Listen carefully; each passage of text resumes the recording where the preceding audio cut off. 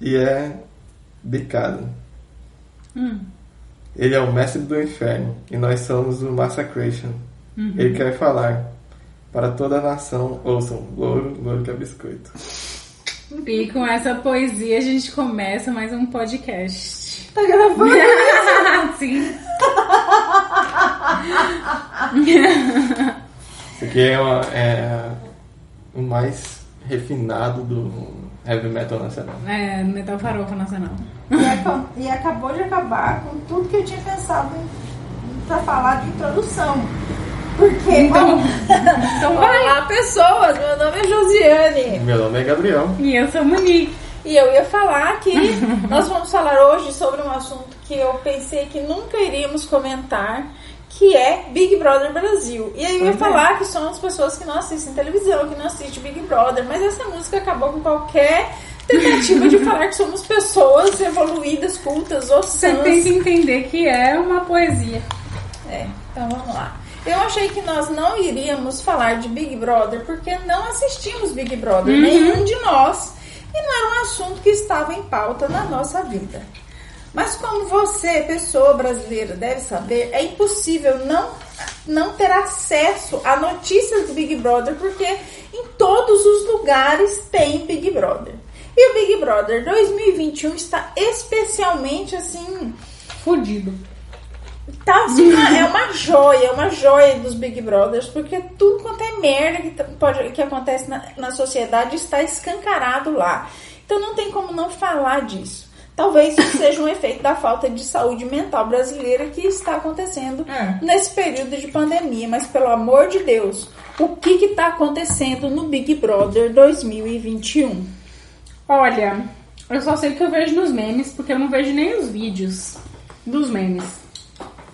Mas acho que o Vitor deve estar mais por dentro da gente, porque ele é um menino fofoqueiro. Por dentro da gente ou por dentro do BBB? Ah, que... Por dentro da gente, no caso, é só de você, de mim, não. Eu quis dizer mais por dentro que a gente. Ah, tá. Porque ele vê os vídeos, que ele é um menino fofoqueiro. Não sou um menino fofoqueiro. Mas você assiste vídeo Big Brother? Ele assiste todos os vídeos que passam no timeline dele, ele assiste. Exceto o vídeo da lontrinha no pula-pula, que eu mandei pra ele. Meu Deus, esse assunto vai ser eterno. Enquanto ele não assistir. A história é que ela mandou um vídeo de uma lontra pulando na cama elástica, muito Fofinha bonitinha, demais. muito fofinha. Ela mandou no meu Messenger também, eu assisti, o Vitor não. E isso virou um assunto de cobrança de DR.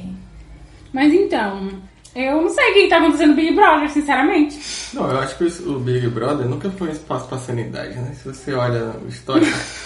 Mas é que antes, Vitor, a gente Fazenda olhava a também. falta de sanidade somente na televisão. Hoje a gente consegue perceber aquela falta de sanidade que está na TV ao nosso redor.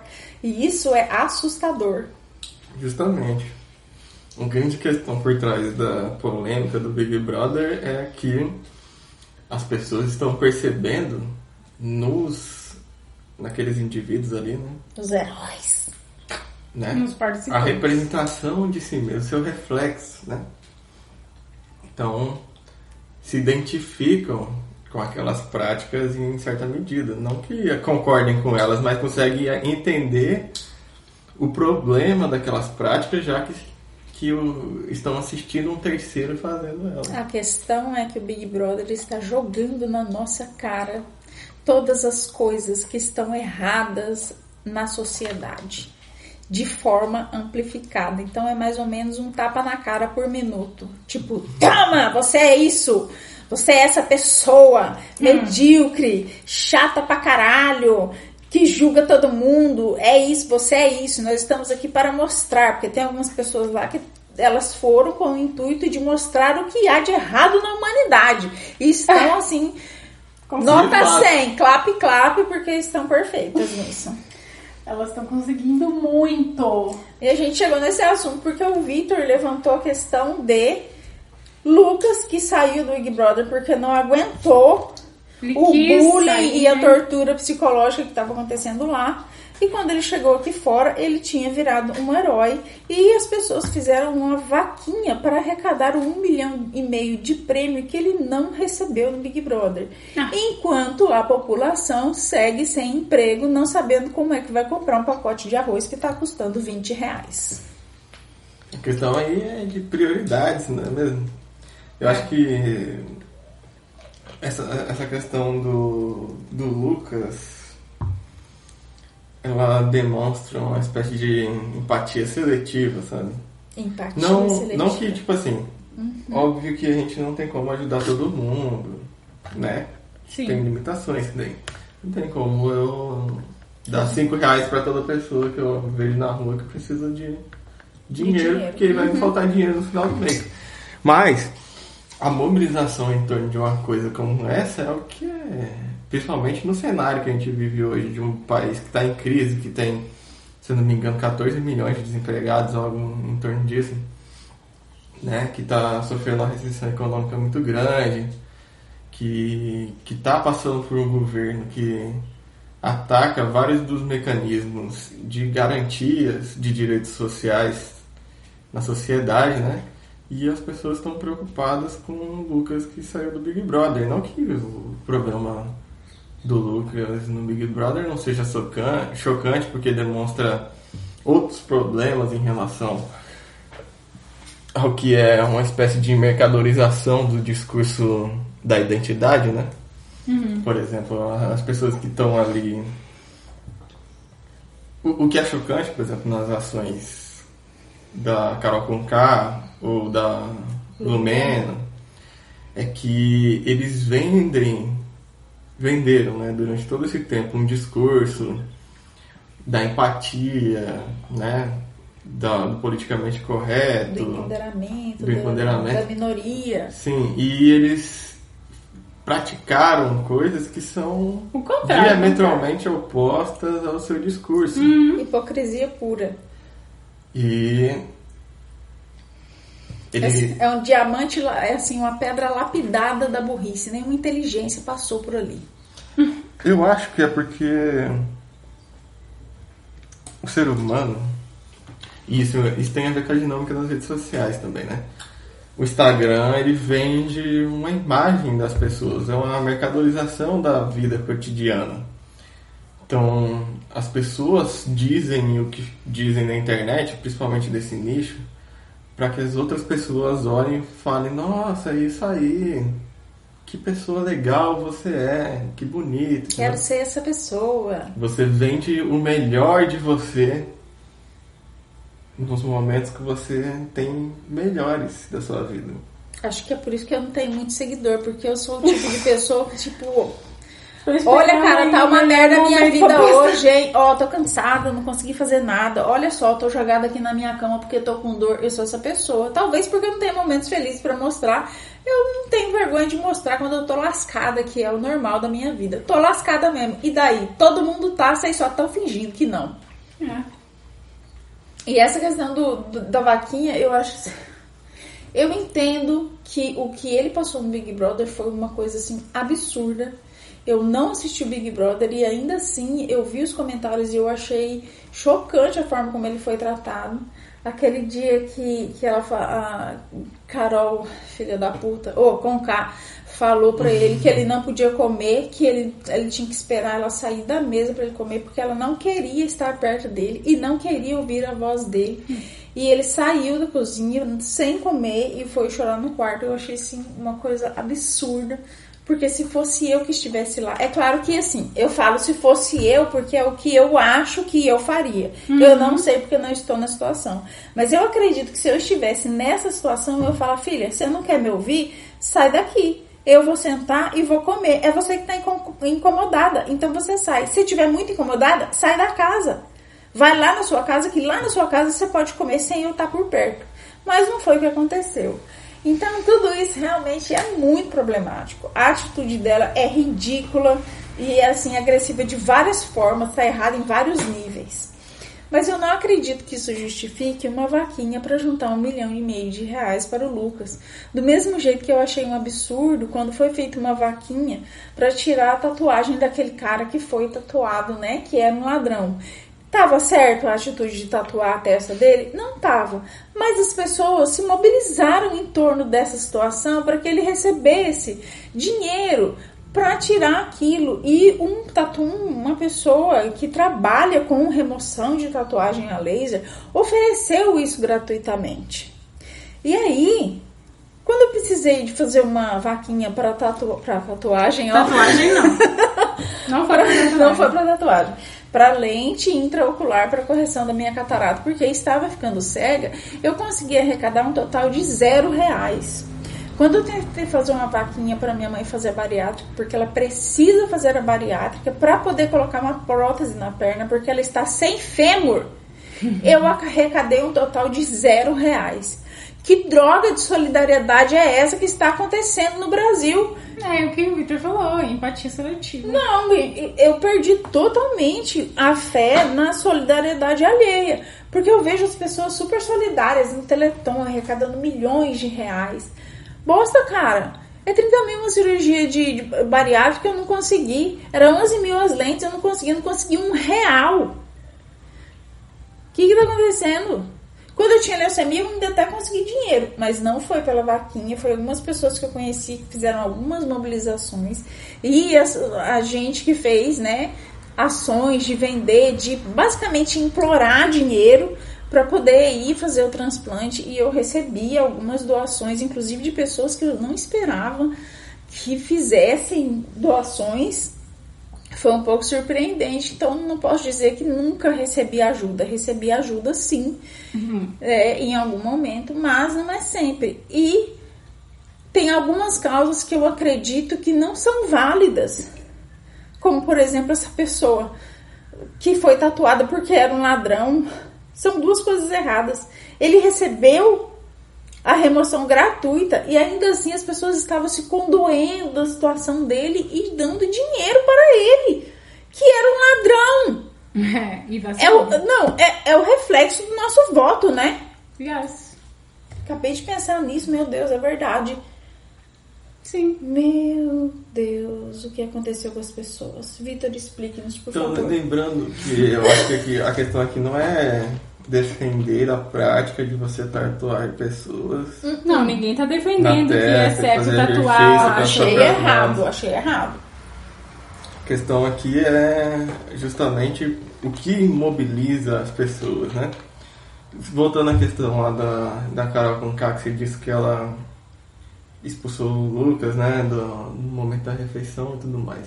Tem uma frase do Paulo Freire que explica muito bem esse processo.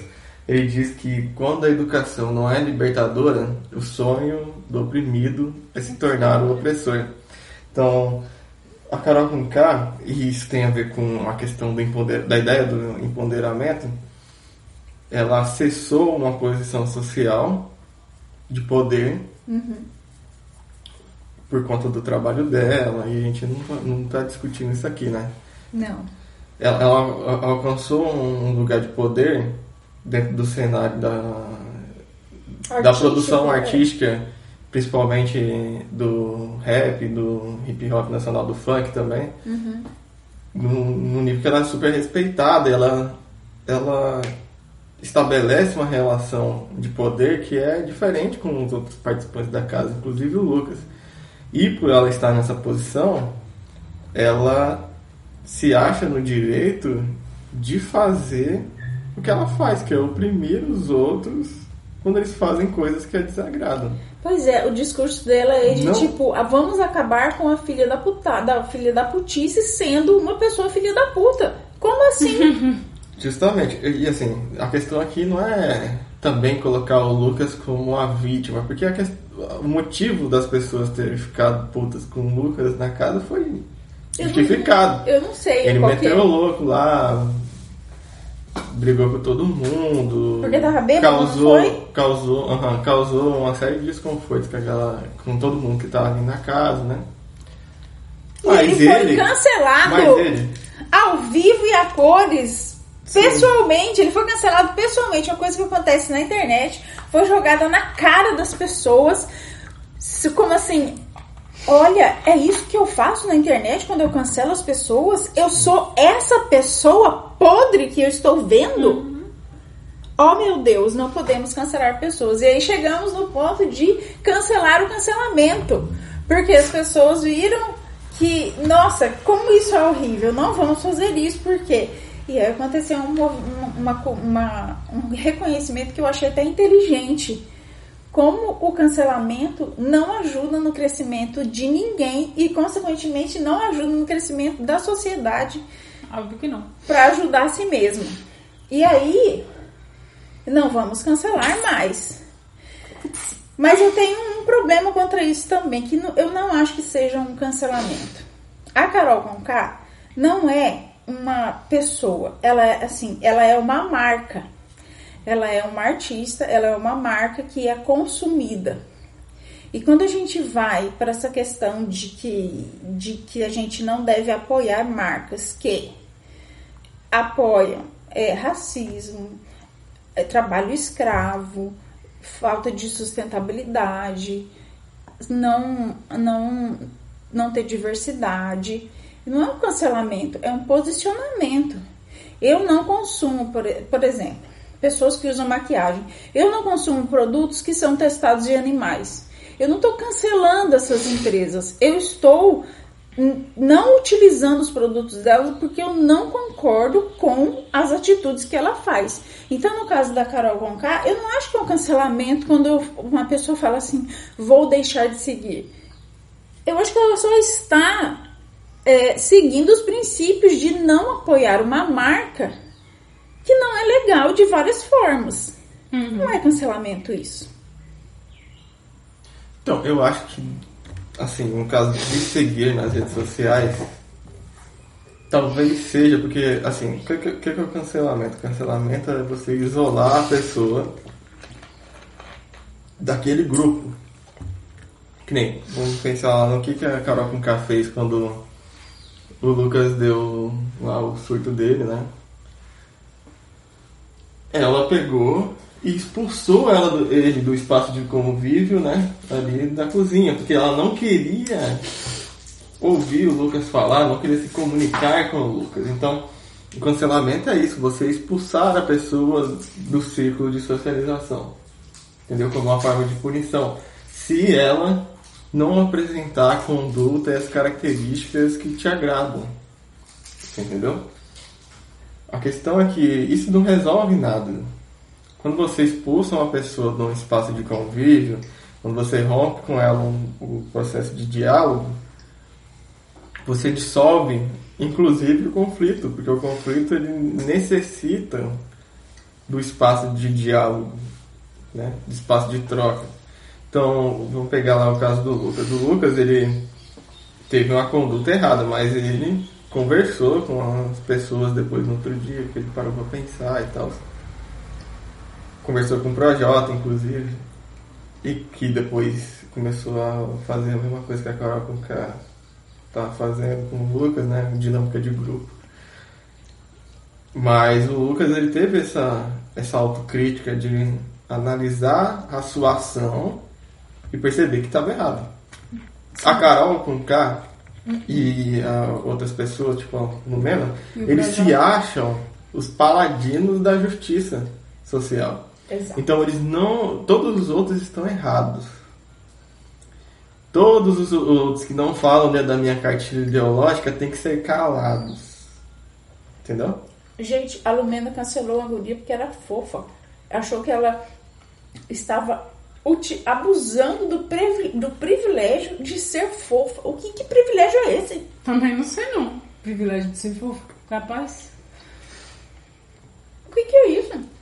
Não posso ser fofa? Bom, não sei ser fofa, né? Então não sei qual que é. Nossa, estou sendo injustiçada porque eu não sei ser fofa.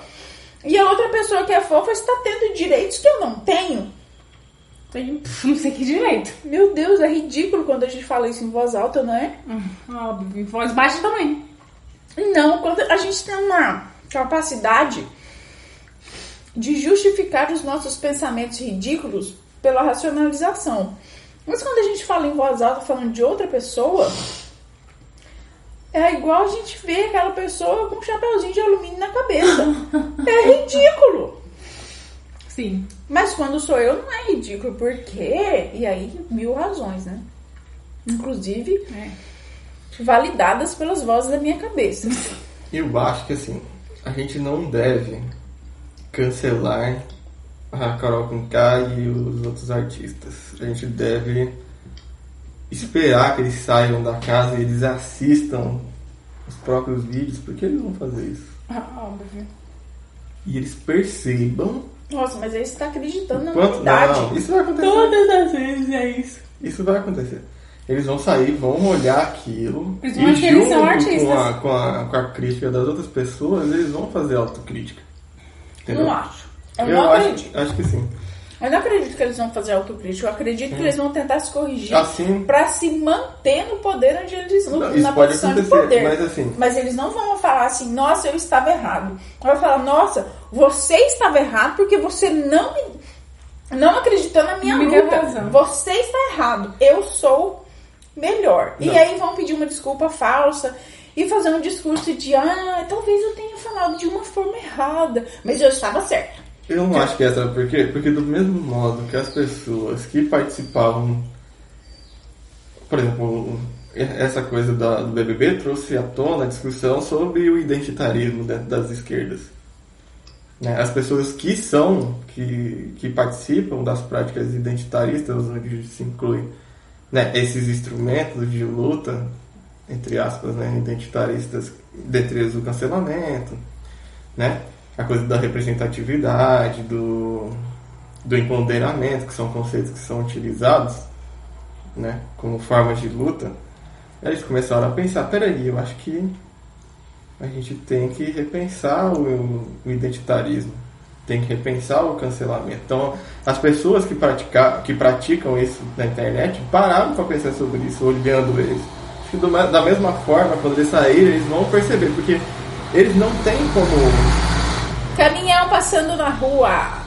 Para a hora. Eles não têm como ver, enxergar a eles mesmos naquele momento, porque eles estão num ambiente que intensifica os conflitos, né, que forma aqueles grupinhos, e eles não têm como parar e refletir sobre aquela prática deles, como a gente está refletindo nas nossas práticas, olhando através dele, né, através do espelho. Meu Deus, eu acabei de ter uma revelação. O Big Brother está agindo de uma forma que está afetando positivamente a sociedade. Nunca pensei que isso fosse acontecer, mas está acontecendo. Até que enfim, né? Pelo menos uma coisa o Big Brother fez. Nunca. Além das crises de ansiedade. Não, eu acho que não é... As pessoas estão falando assim, tem muito meme, né? Tipo, tava buscando alienação e encontrei gatilhos. Mas as pessoas estão chocadas com as atitudes que elas têm e isso está sendo positivo. Sim. Quando você imaginou na sua vida que o Big Brother ia trazer um reflexo positivo para a sociedade? Nunca. Surpresa. Revelação. O que está acontecendo nessa pandemia? Será que o coronavírus será o novo remédio do câncer? Você viu, o cara foi curado de câncer, coronavírus, mano. Sim, eu vi. Cabuloso, né? Muito o louco. que está acontecendo no mundo? Foi bem louco isso. Realmente. A ciência tá aí pra fazer essas coisas loucas mesmo. E falando de Big Brother, gente, o que é aquela psicóloga Lumena? Psicóloga, bota na aspas, né? O que ela falou mesmo sobre depois do Big Brother? Ela falou que ela vai ter que se virar, né? Que ela vai ter que se virar nos 30 pra poder atender todas as pessoas que vão querer se consultar com ela depois que ela sair do Big Brother. Gente, quem Mas vai querer falar consultar bosta com aquela mulher? Ela só dá de dedo na cara das pessoas e só fala de um jeito que as pessoas não entendem e ainda critica as pessoas. E ofende. Ofende. Como uma pessoa vai fazer uma terapia sendo ofendida por uma psicóloga?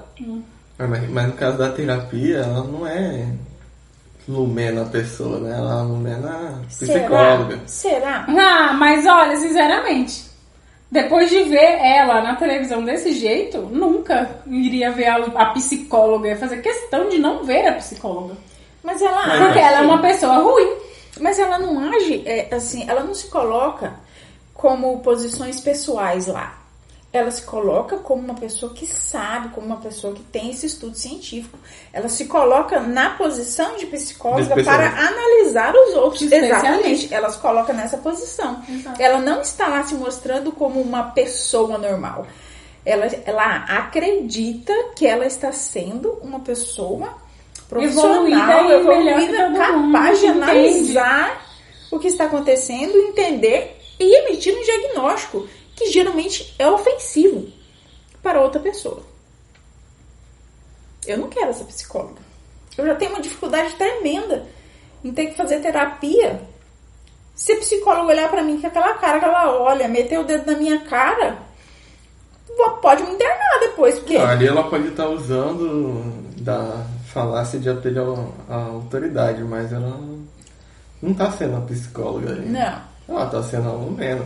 A gente também não pode cair Ela só tá mostrando que ela é filha da puta. Cair na armadilha de acabar desumanizando as pessoas, porque fulano é especialista em tal área, tá ligado?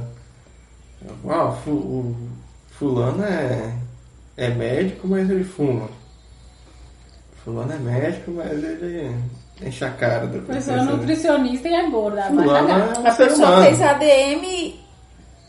Não tem nada pra... Não. A pessoa faz ADM e está com dívida no cartão de crédito. Mas ADM é só pra ser auxiliar administrativo.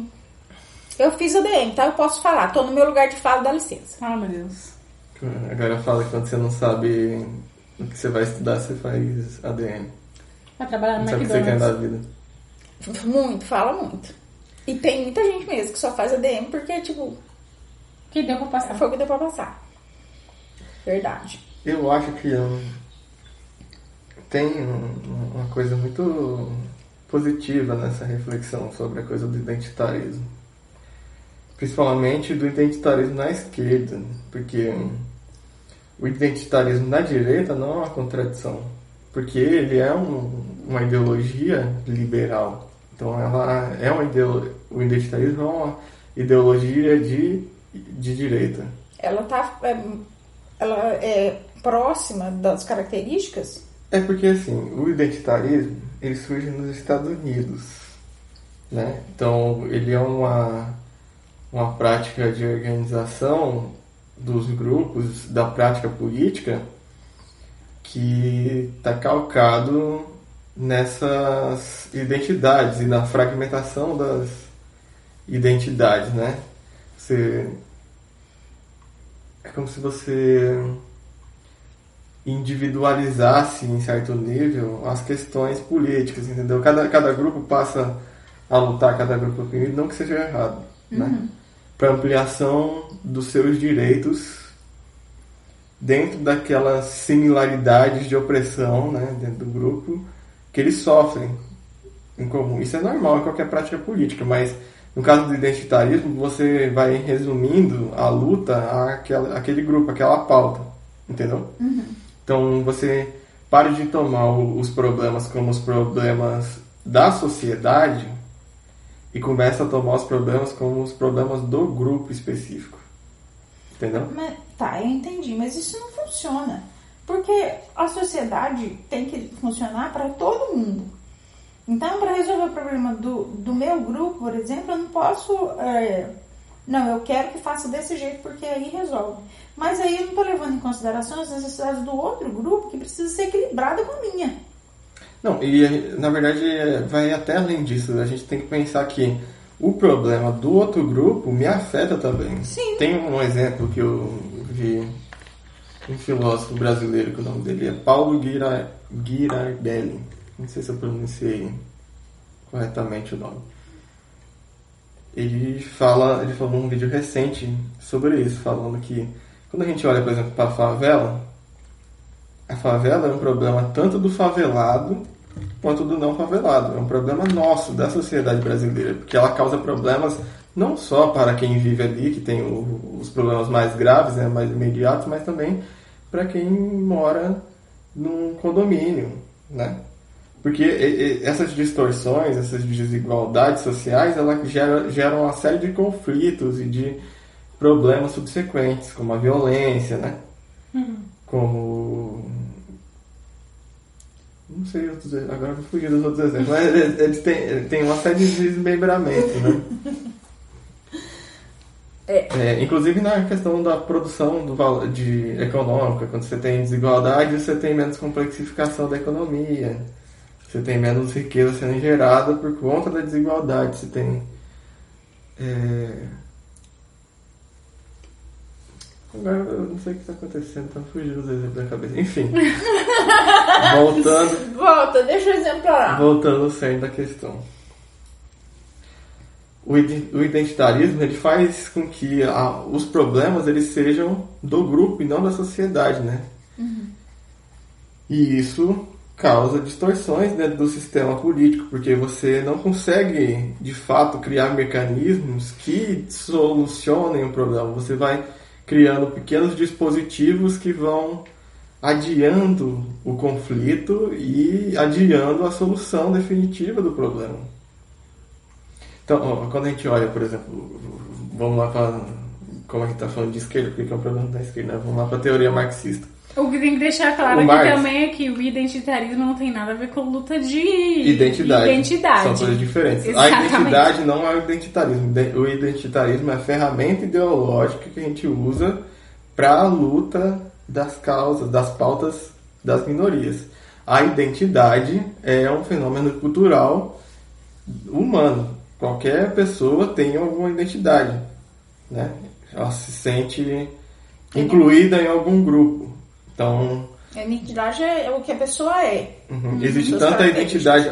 Quando a galera fala sobre identidade, por exemplo, de raça, da ideia de raça, você tem a identidade tanto do negro, que é a negritude, quanto a do branco, que é a branquitude. Então, você tem várias identidades. Acho que eu nunca ouvi essa palavra, branquitude.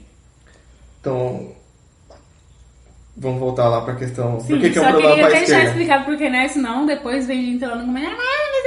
Não é supressão das pautas, porque tem gente que fala, a gente tem que parar de usar o identitarismo como se a gente tivesse que suprimir as pautas identitárias. Não é isso. A questão é que as pautas identitárias têm que ser construídas junto com essa ótica de problema nosso, né? Para você conseguir construir a ponte com outro grupo. Porque o outro grupo também é parte da sociedade. Não tem como você cancelar o outro grupo, né? Basicamente, o nosso problema com a humanidade é que a gente só pensa no nosso próprio umbigo. Mas voltando, por que é um problema para a esquerda? Quando o Marx ele vai falar sobre o processo de luta de classes, ele está falando sobre esse conflito de desigualdades dentro da sociedade, né?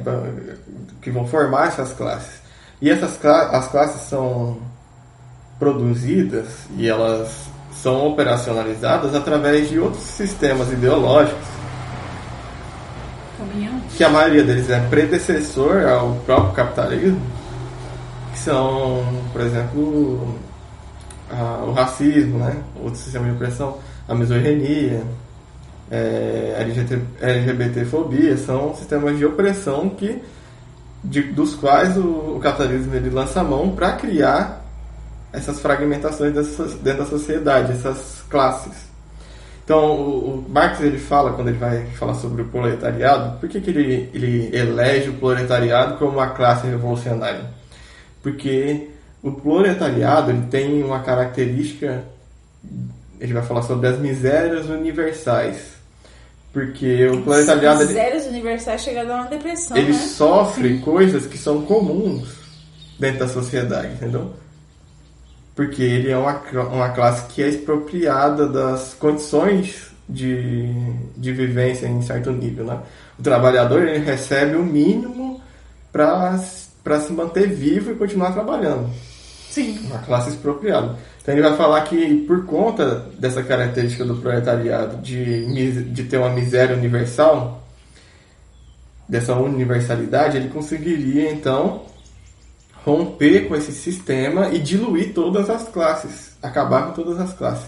Isso não se efetivou, porque a revolução do proletariado não conseguiu diluir todas as classes, porque ele não conseguiu diluir todos os sistemas de opressão, né, nas experiências da União Soviética, né, de outros países que tiveram a chamada ditadura do proletariado, que é esse processo político pelo qual você teria a diluição de todas as classes.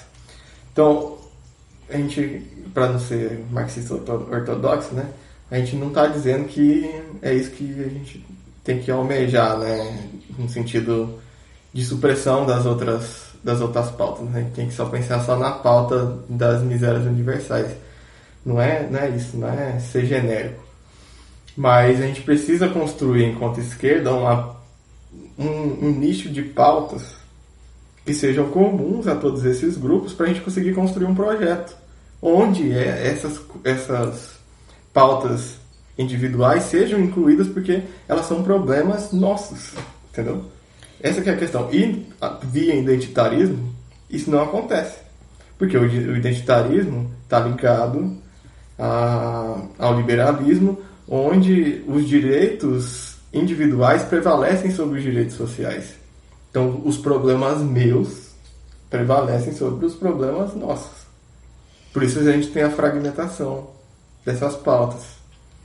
Eu vou aproveitar que o Victor falou de que o funcionário proletariado recebe o mínimo e vou dar um spoiler para você que é administrador, que fez ADM, só tirou nota para passar, ou para você que tem uma empresa, nunca fez ADM, mas que comanda um grupo de funcionários. O seu maior investimento em qualquer empresa, em qualquer área, sempre vai ser o funcionário. Porque se você tiver um funcionário que ganha bem, que tem uma vida fora da empresa, uma vida com qualidade fora da empresa, não só mandando de ônibus para ir para o trabalho e voltar para casa. Se você tem um funcionário que acorda de manhã com um despertador e pensa que vai trabalhar sem chorar, a sua empresa vai ser uma empresa de excelência. Porque você vai ter profissionais que estão comprometidos com a sua empresa, estão felizes. E aí você vai ganhar mais. Por mais que você pague bons salários, salário mínimo não é um bom salário, o salário mínimo é uma bosta. Você pague bons salários e você faça distribuição de lucro e você pague bônus. Parece que só está indo dinheiro, né? Só dinheiro, muito dinheiro, tô pagando muito dinheiro. Por mais que você gaste, ainda assim o seu lucro vai aumentar. Porque você vai ter uma empresa de excelência. Então você vai ter um produto ou serviço de excelência, você vai poder cobrar mais. Você vai ser a elite da área onde você atua. Porque os seus funcionários estão felizes. É simples assim. É óbvio assim. E mesmo assim não acontece. Eu não entendo por quê. Comunista! Então, eu fiz administração. Queria fazer direito. Mas fiz administração do começo ao fim, não desisti. Mas eu aprendi isso, talvez não tenha sido na faculdade de administração, eu aprendi isso tendo um patrão de bosta por muito tempo, vivendo 5 anos num ambiente de assédio moral. Então eu aprendi muito bem como não tratar funcionários, porque era impossível, eu não vivia, eu só trabalhava e era péssimo. Então era só isso, gente, era só um spoiler para vocês entenderem onde que vocês estão errando. Por que você vê um monte de demissão, turnover que chama, né? Contrata, demite, contrata, demite, contrata, demite. Porque você tem uma empresa de merda e as pessoas estão procurando outra coisa. Então elas vão trocando para ver se acha alguém decente. Por favor, empresário, seja alguém decente. Só isso. Sim. Ninguém tem mais nada pra falar. Então, a gente tava falando de Big Brother e aí a gente já partiu pra identitarismo e eu já parti pra administradores e coisas e tal, porque no final das contas é igual quando a gente fala de problemas nossos. Tudo isso está vinculado. Sim. A gente fala assim, cuida da sua vida. Cada um cuida da sua vida. E talvez isso não esteja correto. Porque se cada um cuidar da sua vida, a gente vai ficar com essa questão de eu quero que o meu problema seja resolvido independente do outro. Então, quando a gente fala que a gente tem que cuidar da vida de todo mundo, só que vamos, assim, cuidar da vida de todo mundo não é fazer fofoca Não é julgar o coleguinha, não é olhar pra ele e falar assim, se fosse eu, não fazia desse jeito. Esse fulano não sabe como resolver os problemas dele, mas porque resolver o problema do outro é a coisa mais fácil que tem, né? Não é cancelar o coleguinha. Não é cancelar o coleguinha. Coisa que você não gostou. Você senta em cima do seu problema e aí você fica apontando o resultado do problema dos outros. Resultado não, solução pro problema dos outros. E o seu problema tá lá, sentado, germinando no quentinho da sua bunda. Não tem lógica isso. Então a gente devia cuidar da vida do outro, mas cuidar no sentido real da palavra, do sentido real do verbo. Ter cuidado, de zelar, de fazer que seja uma vida confortável. É assim que a gente cuida da vida dos outros. Você me falou isso, eu lembrei de uma pesquisa que a galera fez uma vez, que alguns pesquisadores brasileiros fizeram uma vez, tinha um questionário que perguntava assim, se a pessoa ela preferia que ele ganhasse 5 mil reais por mês e o vizinho dele ganhasse 3 mil, ou se ela preferia ganhar 10 mil por mês e o vizinho dele ganhar 15 mil. E a maioria das pessoas respondeu que preferia ganhar 5 mil e o vizinho 3. Fala sério, mano, eu queria 10 mil de boa. Por quê? Porque as pessoas, elas precisam se sentir melhores do que os outros. E isso tira essa coisa, né? Porque lembrando a coisa do problema nosso, né? Ganhar pouco é um problema nosso. Se o vizinho ganha pouco, é um problema seu também. Sim. Né? A gente não desenvolve a sociedade sem distribuição de renda. Isso é algo que, se a gente olha, por exemplo, para a Europa, a gente percebe. Não estou dizendo que todas as práticas europeias a gente tem que imitar, porque tem algumas que criam, inclusive, as desigualdades em nossos países através da divisão internacional do trabalho. Isso é uma outra coisa que as pessoas têm que aprender. Não existe uma receita para o país dar certo. Eu vou pegar a receita da Dinamarca e vou aplicar no Brasil. Ou eu vou pegar... Não tem como, é outro país, é outro tamanho, é outra população, é outro tudo. É outro tudo. A resposta, a solução para o seu coleguinha pode não ser a sua, ainda que vocês passem por problemas muito parecidos. Tudo depende de você saber ter o máximo possível de informação. Então, por exemplo, eu sei como é que funciona lá na Dinamarca. E aí você tem a capacidade de analisar o que você consegue implementar, o que você precisa ajustar para que isso funcione na sua realidade. Nem precisa ser tão inteligente assim para perceber essas coisas. Só que para isso você tem que estudar, né? Eu não sei por que existem tantas obviedades que parecem não ser óbvias. Tem que falar as obviedades porque as pessoas parecem não perceber. Eu acho isso muito estranho. Ou elas estão se fazendo de burra para não ter que lidar com a vida real. Mas essas pessoas que estão se fazendo de burra são só as que têm menos problemas, né? Porque quem ganha um salário mínimo não tem esse tempo de se fazer de burro. Não tem essa oportunidade. Ele está muito preocupado tentando viver. Sim. Verdade. Agora o coleguinha que está sentado com uma conta de banco rendendo lá, vivendo de renda... Ele tem muito tempo para pensar. Tem muito tempo para pensar, né? Que não precisa fazer porra nenhuma. Isso é outra questão. A gente deveria ter uma sociedade onde as pessoas têm tempo para pensar, para estudar, não com a intencionalidade de produção, mas com a intencionalidade de autoconstrução, né? Ser humano não é produzir. Hoje a gente vive numa sociedade onde a gente tem um culto ao trabalho. Você só é humano se você produz. Se você tem dinheiro. Seu sobrenome é o nome da empresa que você trabalha. A gente morava lá no Paraná, que eu trabalhava na Copel, ele era o Josué da Copel, não era o Josué Siqueira, era o Josué da Copel. E eu não lembro onde é que eu ouvi esses dias alguém falando que antes de você ser o profissional, você outros papéis muito mais importantes e outras características muito mais importantes do que aquela que você apresenta no seu ambiente de trabalho. Seu ambiente de trabalho não deve, o seu cargo, o seu ambiente de trabalho não deve definir quem você é. Porque se ele te define, tem alguma coisa errada na sua vida. Você vê como é uma distorção. Quando a gente vai lá estudar a ideologia liberal, quando a gente pega os teóricos do liberalismo, na época que o liberalismo ele é pensado, a gente tinha uma ideia de fim do trabalho com o capitalismo. Eles diziam que a gente ia reinvestir na produção. Mentira! A gente ia reinvestir na produção a ponto de a gente ter uma automação onde as pessoas não precisariam mais trabalhar. Não trabalhar, quer dizer assim, não trabalhar, não na produção direta, né, do bem, mas as pessoas iam ter só o trabalho intelectual, né? Isso era a utopia da sociedade e da modernidade quando ela surge, né? Mas ninguém ensinou as pessoas a pensar criticamente. Isso não vai chegar a acontecer. A questão é que a única coisa que cria valor real na sociedade é o trabalho humano.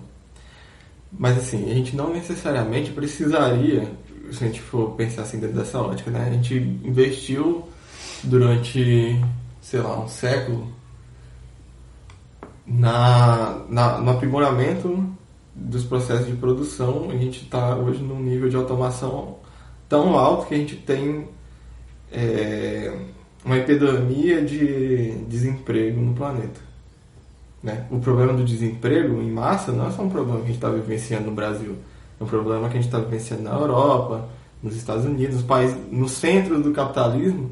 A gente estão sofrendo também com o desemprego em massa.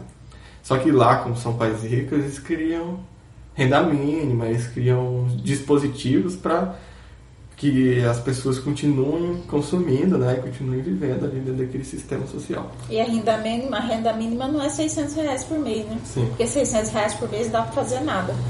Aqui, e o pior, vai ter um auxílio emergencial agora, vai ser menor que isso, vai ser R$300, eu acho. Sei.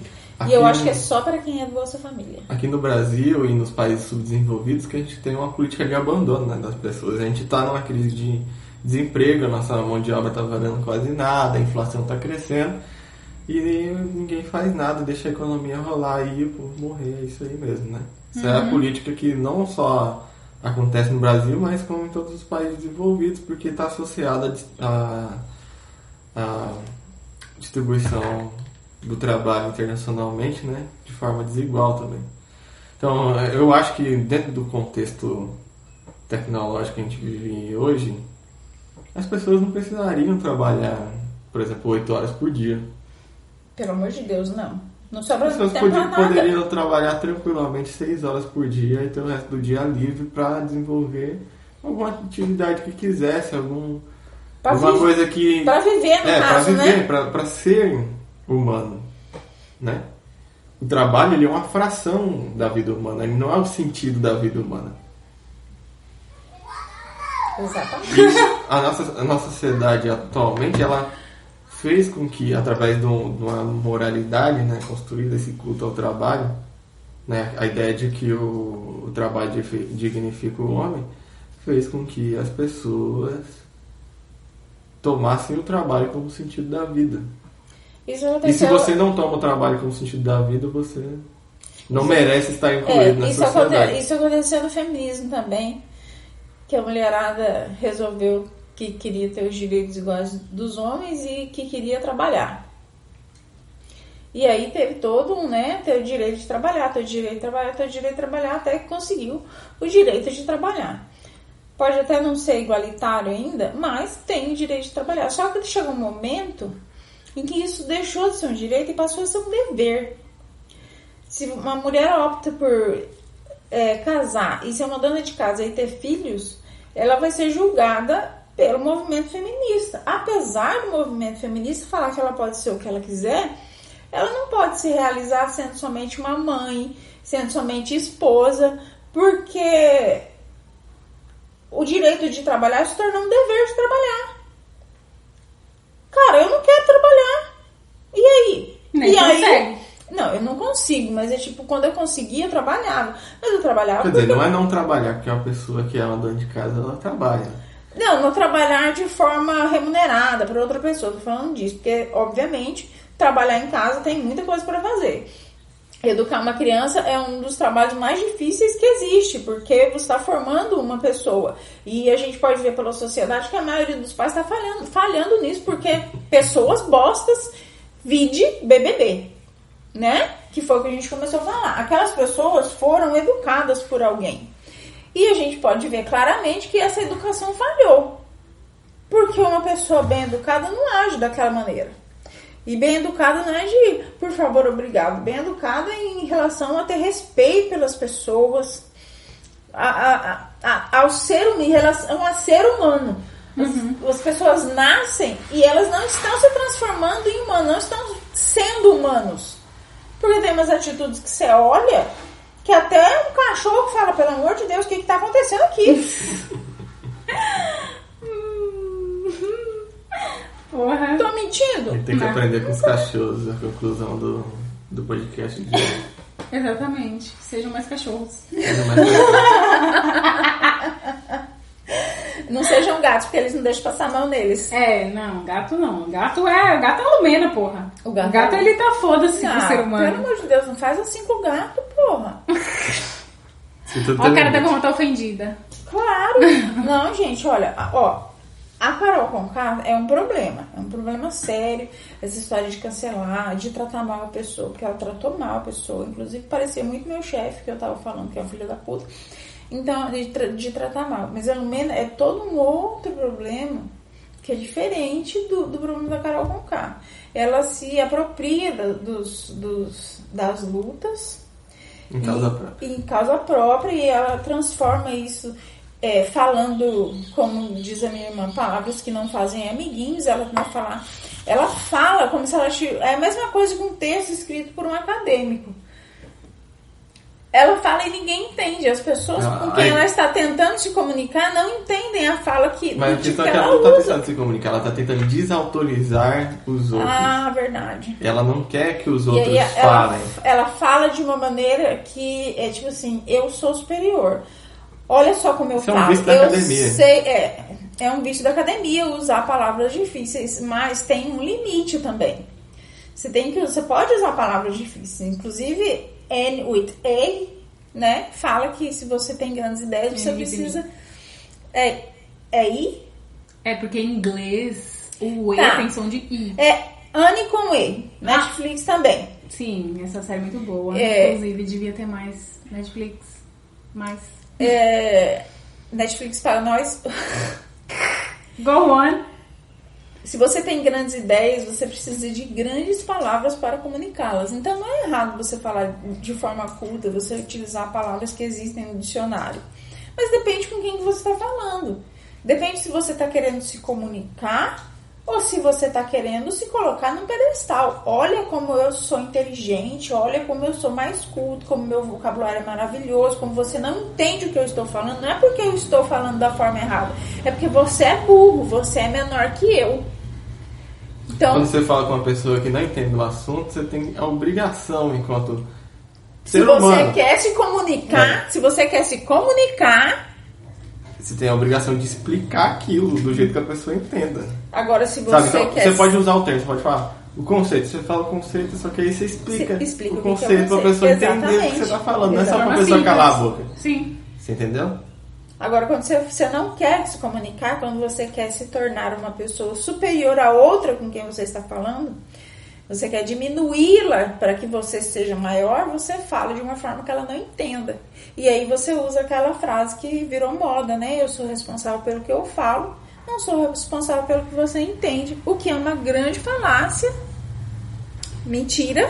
Uau, olha só, uma palavra que todo mundo entende. É uma grande mentira que vem sendo propagada, né? Junto com o empoderamento, junto com o empreendedorismo de palco, junto com um monte de coisa que tem se transformado somente... Empreendedorismo é outro tema aí que a gente tem que falar.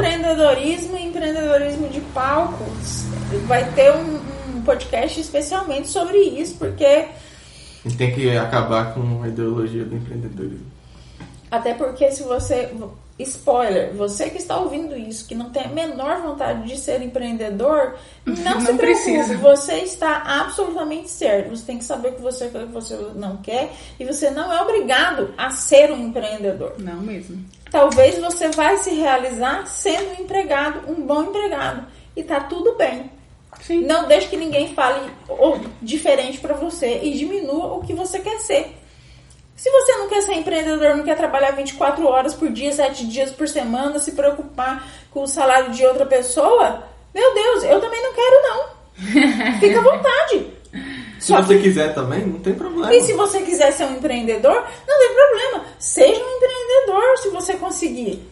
O problema é conseguir, né? Porque aí tem um outro problema do empreendedorismo de palco, é que eles valorizam, romantizam qualquer tipo de coisa, como por exemplo, uma mãe desempregada que está no centro da cidade vendendo alguma coisa com um bebê enfiado embaixo numa caixa, porque ela não tem com quem deixar as crianças, porque não tem vaga na creche, porque não tem vó, porque tá todo mundo trabalhando. E ela não consegue uma vaga na creche mais no Brasil se ela não tiver carteira assinada. Aí tem o as pessoas falam, uau, que empreendedora cara! Não! E aquela pessoa, esses dias, que é uma pessoa que tem uma perna andando de muleta e puxando um carrinho daquela que carrega, que cata papelão. E aí falando assim, você tá reclamando do quê? Mas olha, se essa pessoa consegue, olha que pessoa forte, que pessoa corajosa, que pessoa empreendedora. Cara, a pessoa tá sofrendo ali, ela tá fazendo isso porque ela não tem o que comer, porque ela precisa de remédio, porque ela precisa alimentar alguém da família dela, pra ela não morrer. Sim. As pessoas devem se entristecer com esse tipo de coisa. Sim, isso não é empreendedorismo, isso é desespero. Desespero. Sim, desespero. Não que a pessoa não possa trabalhar porque ela é deficiente, mas ela pode ter um trabalho que seja compatível com as suas condições físicas. Eu vi uma vez uma foto era uma foto de um fotógrafo que tira foto, que faz livro, que faz umas fotos bem bonitas. Uhum. E era de uma senhora de uma comunidade. E a frase era: o empreendedorismo já existe há muito tempo, mas a gente chama de sobrevivência. E eu achei assim maravilhoso. Eu vi hoje um vídeo que a galera compartilhou de um cara sem uma perna e sem um braço, assentando tijolo, numa construção. Aí a galera colocou lá, enquanto tiver um cara sem braço e sem uma perna assentando tijolo, eu não vou achar que é justificável alguma coisa. O discurso moral, né? Bom, eu não acho justificável escolher o crime em momento nenhum, porque eu acredito que as pessoas devem ser honestas. Mas eu também não acho que uma pessoa sem braço, sem perna, devia estar trabalhando. Ela devia estar aposentada. Ela devia estar sendo acolhida e suportada não de suportar porque é insuportável, suportar porque é rede de apoio. Pela Previdência Social, pelos programas sociais que a sociedade diz ter. Porque em algum momento o governo se colocou na posição de guardador das economias. Ao invés de ensinar as pessoas a lidar com dinheiro, eles se colocaram na posição de guardar o dinheiro das pessoas. Vou guardar o dinheiro para quando você precisar. Só que quando você precisa, eles não dão dinheiro para você. Sim. Por exemplo, o FGTS. Se você não conseguir retirar o FGTS com os documentos da sua demissão, você precisa ficar 3 anos sem receber para conseguir ter acesso ao fundo de garantia, que supostamente é um dinheiro que devia te suportar quando você não tem emprego. 3 anos. Como que você fica 3 anos sem receber para poder pegar o FGTS? Você vai morrer, gente. É igual dinheiro retroativo. Ah, não, a senhora vai receber retroativo. Não dá para viver no retroativo. Não dá para você se congelar criogenicamente na cápsula no seu quarto e esperar você receber para você voltar a viver. Isso não existe. Não mesmo. E como vocês podem perceber, a gente já aleatoriou a conversa, porque é assim que funcionam as nossas conversas. Inclusive, essa coisa é para outro podcast, então a gente vai parar por aqui. Nossa, nós já falamos 1 hora. 58 minutos. Gente, então a gente vai parar por aqui. Eu vejo que tem muitos assuntos merecem ser aprofundados e que fazem parte das dificuldades da gente como sociedade e que influenciam diretamente na gente e na nossa vida particular como pessoa. Isso aí, galerinha. A gente agradece quem conseguiu chegar até aqui. Podcast até aqui. Muito obrigado pela sua audiência, pela sua paciência. Por ser essa pessoa maravilhosa, Cauê Moura. E tchau. Nós vamos deixar os nossos Instagram na descrição desse podcast. Vamos deixar também o canal de YouTube que tiver para vocês seguirem a gente. Então, como a gente não pode interagir aqui, interajam por lá. Se você tem dúvidas, se você tem um tema, se você gostaria de dar uma opinião, se você acha que a gente tá errado, por favor, não use palavrões, não mande a gente morrer, nem nada disso. Seja melhor. Só porque você não concorda, né, com a gente, você tem todo o direito de não concordar, a gente também tem todo o direito de não concordar com você e vamos todos ser felizes dessa forma. Feliz não, porque a gente ainda tá no Brasil e não tá dando pra ser feliz nesse momento, mas vamos tentar não surtar, que agora vai ser o meu lema, como eu disse no vídeo anterior. Então, gente, é isso por hoje. É só.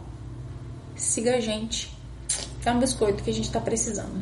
E tchau. Tchau. Tchau.